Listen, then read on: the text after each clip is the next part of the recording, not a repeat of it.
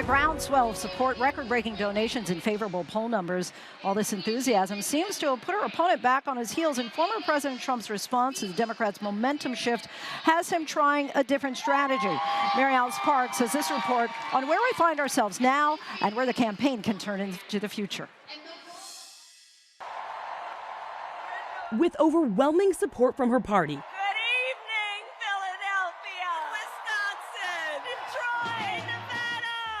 Vice President Kamala Harris is heading into her party's convention with political wins at her back. And with her new running mate by her side, the Harris-Walz ticket is hoping to energize younger and female voters who have in the past been put off by former President Donald Trump. So hear me when I say, I know Donald Trump's type. From day one of her new candidacy, the vice president facing personal attacks from her opponent, Donald Trump, based on her race and gender. The former president going so far as to say she did not deserve her job and questioning her abilities on the world stage. Look at her. I think they'll walk all over her. She'll be so easy for them.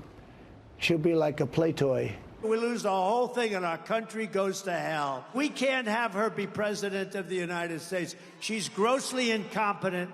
She doesn't know how to do a news conference. She's not smart enough to do a news conference. Some Republicans on Capitol Hill calling Harris a, quote, DEI pick, using the term in a derogatory way to say she did not earn her place in the White House. Trump shrugged in agreement. Do you believe that Vice President Kamala Harris is a DEI hire, as some Republicans really have don't said? know. I mean, I really don't know. Could be. At the same event, even bringing up Harris's biracial identity.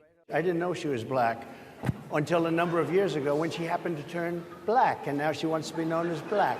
So I don't know, is she Indian or is she black? She has always identified as a black woman. She went to a historically black college. I respect either one.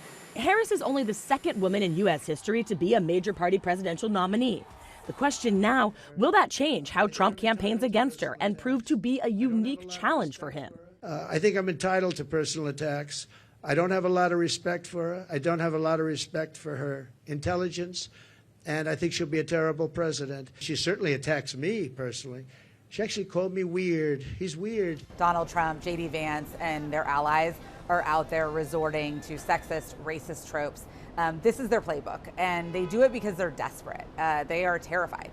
This swing state poll shows Harris with a double-digit lead over Trump when asked about candidate temperament.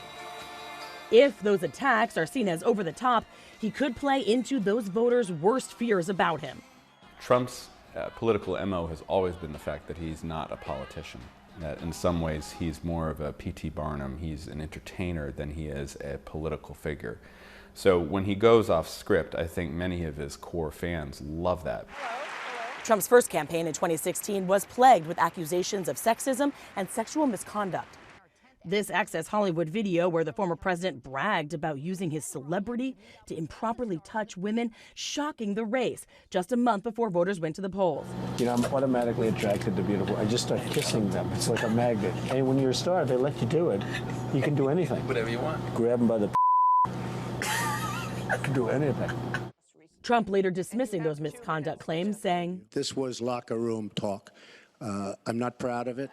As a candidate that cycle, Trump continued to make incendiary comments. You know, you could see there was blood coming out of her eyes, blood coming out of her wherever. And there was this infamous moment, crossing the debate stage, towering over Clinton and lobbing insults. What we want to do is to replenish the Social Security Trust Fund. Clinton firing back. He sure has spent a lot of time demeaning, degrading, insulting, and assaulting women. Fast forward to this year. Trump's running mate, Ohio Senator J.D. Vance, taking heat for how he has talked about women, too. We're effectively run in this country via the Democrats, via our corporate oligarchs, by a bunch of childless cat ladies who are miserable at their own lives and the choices that they've made, and so they want to make the rest of the country miserable, too. Senator Vance recently defending his comments, saying, What I said is very simple. I think American families are good, and government policy should be more pro-family. It's important that Trump won't win the election unless he is able to fix some of the problems he's had with women voters, primarily college-educated women living in the suburbs. That's why J.D. Vance's comments about the childless cat ladies, I think, put a dent in the Trump campaign. At the Republican National Convention, former staff and family members working overtime to show a different side of Trump, a family man.